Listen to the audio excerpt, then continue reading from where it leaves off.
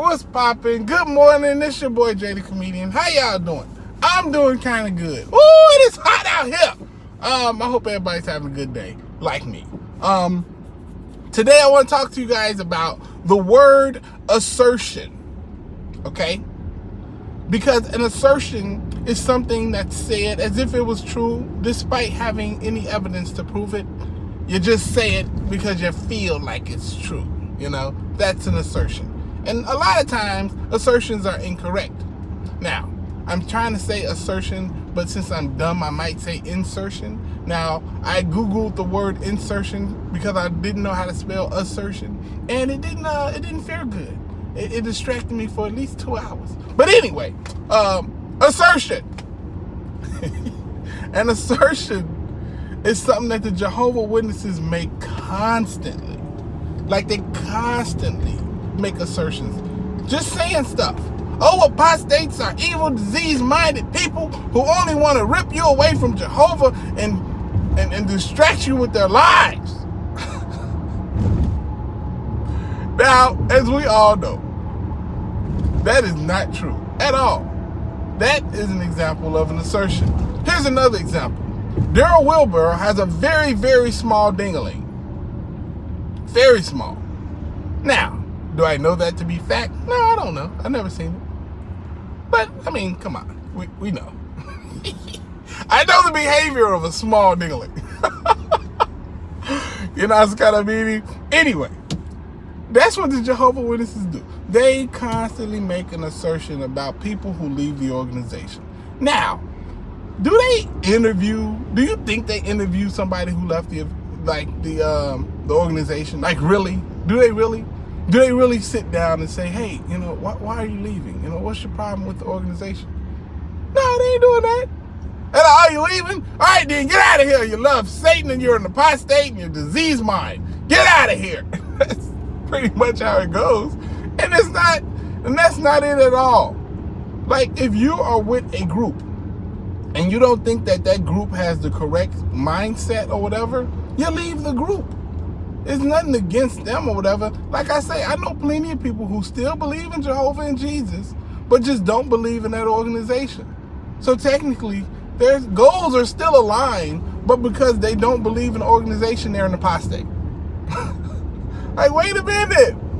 They still believe in most of the stuff. Like, y'all got similar beliefs still. They still believe in your God and your God's son, but they just don't believe in this organization that claims itself to be God's true organization.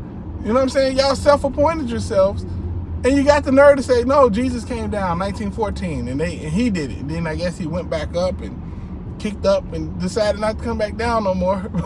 Like, hey, I came down in 1914.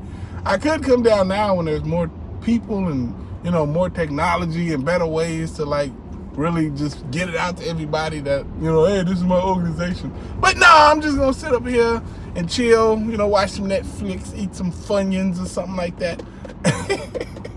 And just not come down, huh? Leaving us with the Jehovah Witness organization claiming that they're the one true religion. Now, this is the thing. Like I said this before.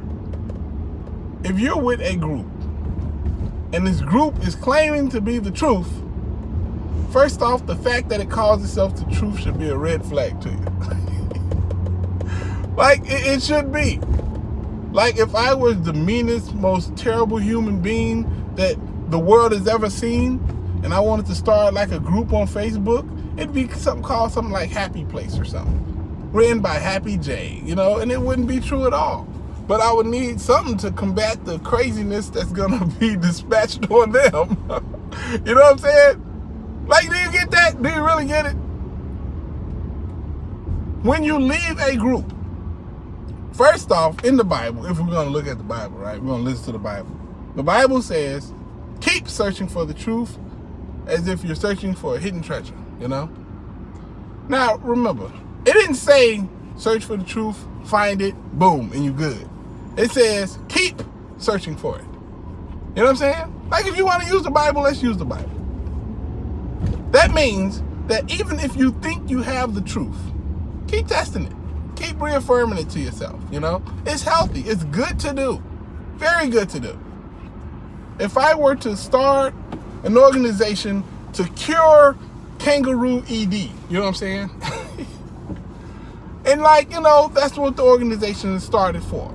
And everybody's out here curing kangaroos. Kangaroos finally getting woodies after years of not being able to get them. The kangaroos happy as hell, right? And then out of nowhere, somebody start, you know, they still curing the ED, but after they cure them, they punch them right in the face. So now, you know, you're seeing this, you're like, well, I don't like that, but at least we're still curing the erectile dysfunction inside of the kangaroo. So maybe we'll just keep going, you know, until we figure that out. But then eventually they stopped curing the ED altogether. And now they just a group of people who punch kangaroos in the face, you know? So then you leave. You say, okay, I can't be a part of this no more. This ain't what I came here to do. This ain't my part. I don't like this. Well, you should have every right to do that. And that's how the things work. Like sometimes you think you have the truth. Sometimes you think you have something that's good.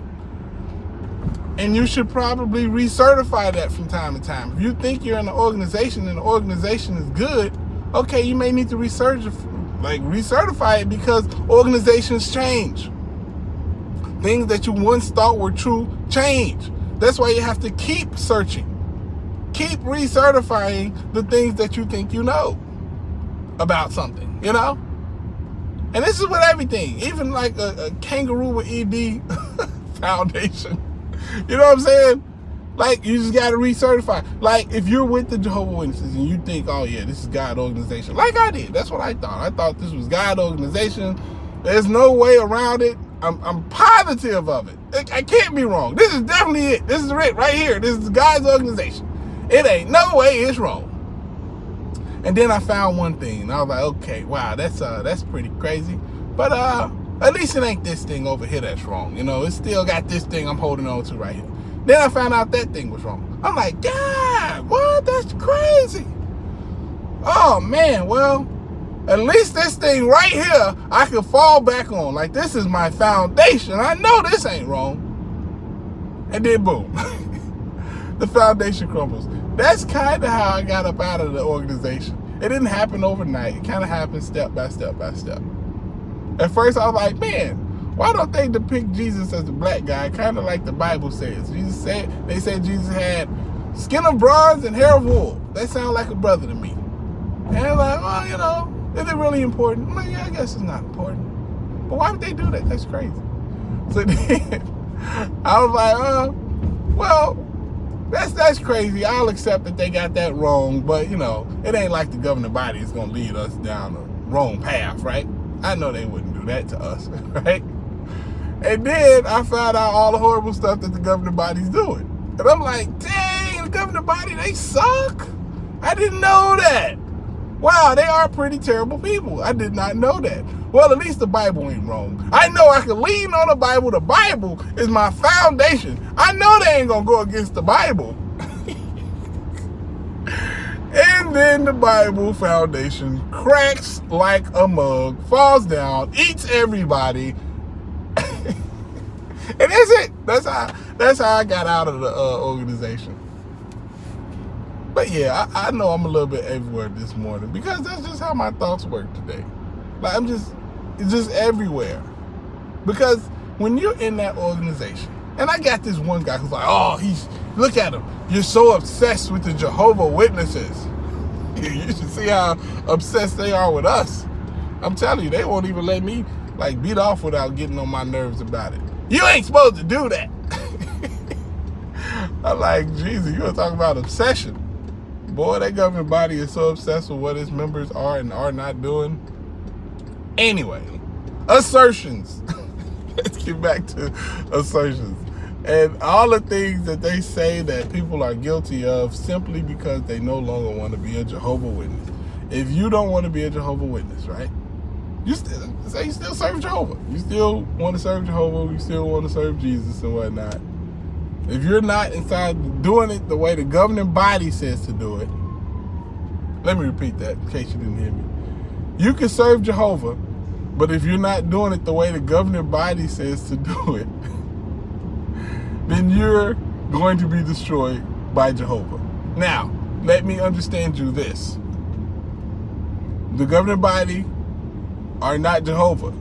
They cannot speak for Jehovah, nor can they even mentally comprehend what Jehovah can and cannot do, right? Like, that's the rules. That's what they say. Like, when Jehovah says something, when Jehovah decrees something, Jehovah can do whatever he wants, though. You know, he can say, yeah, I'm going to destroy everybody. Or with the last minute, he can say, nah, I'm just tripping. Y'all all right. He can do all of that stuff. And you may not understand it or anything. Nobody can really understand Jehovah because he's this supreme being, right? That's what they believe, right? So how can you tell people, on another hand, what Jehovah gonna do?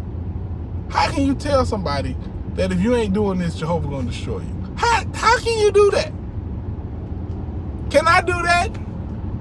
Can I eat some ice cream and then be like, oh man, this Haagen-Dazs triple fudge, pineapple, and pasta tasting ice cream is delicious.